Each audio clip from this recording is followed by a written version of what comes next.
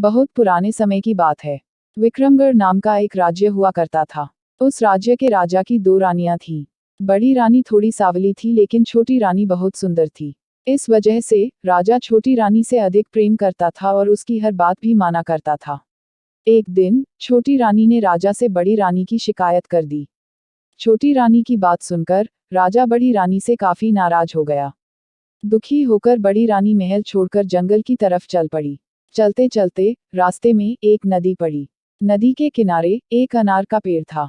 बड़ी रानी उसी पेड़ के नीचे बैठ गई और रोने लगी। रानी के रोने की आवाज सुनकर वहां पर एक नन्ही परी प्रकट हुई। उस नन्ही परी ने रानी से उसके रोने की वजह पूछी। रानी ने रोते हुए उसे अपनी सारी बात बता दी। बड़ी रानी की बात सुनकर नन्ही परी ने कहा, इस नदी में 3 डुबकी लगाकर स्नान करो। फिर इस अनार के पेड़ से एक अनार तोड़ लो। ऐसा करने से तुम भी रूपवान हो जाओगी, लेकिन मैंने जितना बताया है सिर्फ उतना ही करना, न इससे ज्यादा और न ही कम करना। ऐसा कहकर नन्ही परी वहां से गायब हो गई। इसके बाद बड़ी रानी ने परी की बात मानते हुए वैसा ही किया। रानी ने जैसे ही नदी में पहली डुबकी लगाई तो उसके शरीर का रंग साफ हो गया। दूसरी डुबकी लगाने पर रानी का शरीर सुंदर कपड़े और जेवर से सज गया। तीसरी डुबकी लगाते ही रानी के बाल लंबे, घने और सुंदर हो गए।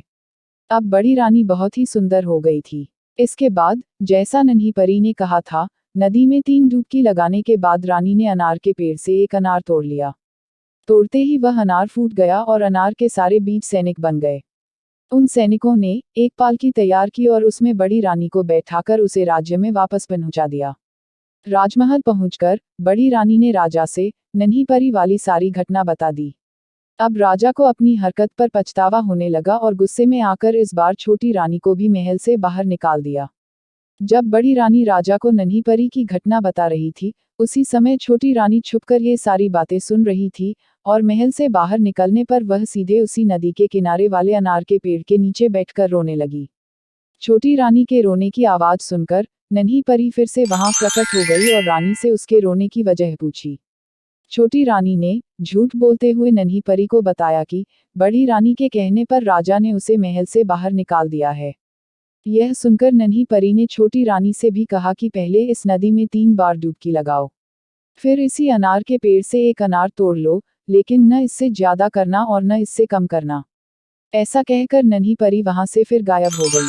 नन्ही परी की बात सुनकर छोटी रानी बहुत खुश हुई। वह नदी में गई और जैसी ही नदी में डुबकी लगाई, उसका शरीर पहले से भी ज्यादा निखर गया। दूसरी डुबकी लगाते ही उसका शरीर भी सुंदर कपड़े और जेवर से सज गया। तीसरी डुबकी लगाने पर छोटी रानी के बाल और काले, घने, लंबे और सुंदर हो गए। अब छोटी रानी पहले से भी ज्यादा सुंदर दिखने लगी थी, लेकिन छोटी रानी ने सोचा कि अगर वह 3 डुबकी लगाने से इतनी सुंदर हो सकती है, तो और डुबकियां लगाने पर वह और अधिक सुंदर हो जाएगी। ऐसा सोचकर उसने बहुत सारी डुबकियां लगा ली। ऐसा करने पर छोटी रानी के शरीर के सारे कपड़े फटे और पुराने हो गए। उसके सारे गहने गायब हो गए और शरीर का रंग भी सांवला हो गया। शरीर पर दाग और दाने निकल गए। छोटी रानी अब पहले की तरह सुंदर नहीं लग रही थी। रोते हुए वह नदी से बाहर आए और अनार के पेड़ से एक अनार तोड़ा। अनार तोड़ते ही वह फूट गया और उससे से एक सांप निकलकर रानी को खा गया।